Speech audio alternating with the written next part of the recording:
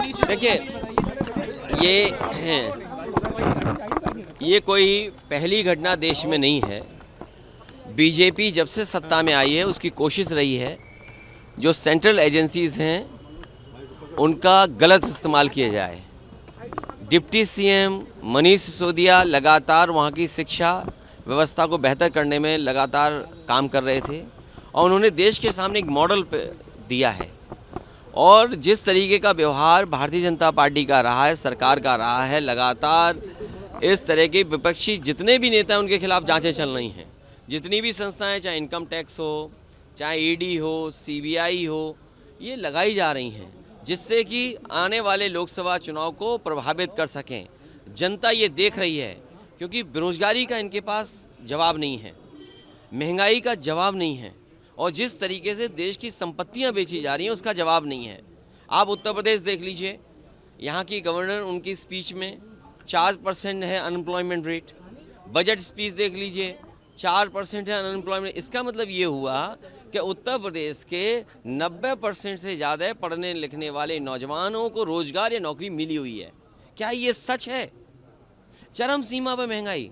आप सिलेंडर की कीमत देख लीजिए, दूध की कीमत देख लीजिए, आप दालों की कीमत देख लीजिए, आज जो आटा बिका उसकी कीमत देख लीजिए, घी की कीमत देख लीजिए, हर ज़रूरत चीज़ महंगी हो गई है।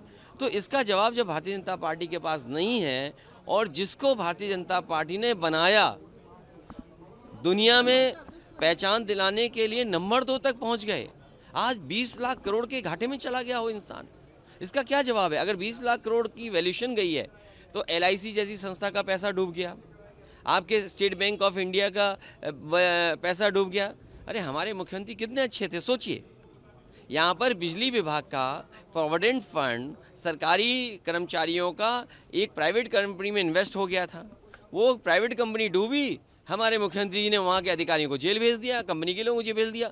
कम से कम दिल्ली की सरकार को हमारे मुख्यमंत्री जी का काम करने का तरीका सीखना चाहिए। अगर LIC और SBI ने पैसा किसी प्राइवेट कंपनी में लगाया है तो उनके खिलाफ अधिकारियों की जांच करना चाहिए, उन्हें जेल भेज देना चाहिए। जेल वो नहीं जा रहे हैं, जेल वो जा रहे हैं जो सुधार कर रहे हैं। और फिर बीजेपी को ये बताना चाहिए कि मित्र की पहचान बुरे दिन में ही होती है। मित्र के साथ वो खड़े हैं कि नहीं खड़े हैं। ये मायावती जी ने ऐसे कि प्रोडक्ट है और हम तब तक अतीक अहमद की वाइफ को मेरे पत्रकार साथियों, ये बात आप समझना कौन कौन मिला हुआ है। ये साजिश बड़ी है और यूपी का चुनाव कोई छोटा चुनाव नहीं है, ये देश का चुनाव है। इस प्रदेश ने प्रधानमंत्री दिया है, ये प्रदेश प्रधानमंत्री देता है, तो इसलिए साजिश भी बड़ी है, साजिश छोटी मोटी नहीं है। हमें तो ये पढ़ने को मिल रहा है कि बीजेपी का कोई अल्पसंख्यक प्रकोष्ठ है वो भी शामिल है। और किस किस दल में आए, किस किस दल से संबंध हैं, आप जानकारी करिए। जब उत्तर प्रदेश में एक बाई इलेक्शन था जिसका नाम लिया जा रहा है, उसके भाई को पुलिस कहाँ पर बैठाई हुई थी, बनारस में। ये बड़ी साजिशें हैं पत्रकार साथियों, आप भी जानते हो कौन किससे मिला हुआ है, क्या तालमेल मिल रहा है। आने वाले चुनाव में मुझे उम्मीद है उत्तर प्रदेश की जनता ऐसे माफिया लोगों को, क्योंकि मुख्यमंत्री ने कहा है कि माफियाओं को मिट्टी में मिला देंगे। अरे माफियाओं की सूची तो आ जाए। मैंने सदन में मांगा कि टॉप 10, टॉप 100 माफियाओं की सूची जारी कर दे सरकार। सरकार पीछे क्यों हट रही है? सरकार सूची जारी करे 100 माफियाओं की या 10 माफियाओं की।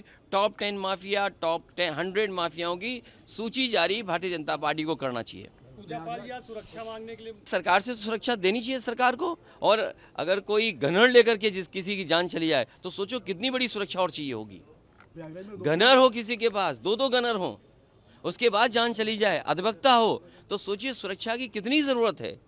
इसलिए सुरक्षा की ज़रूरत है, जिन जिन व्यक्तियों को भी उन्हें सुरक्षा मिलनी चाहिए।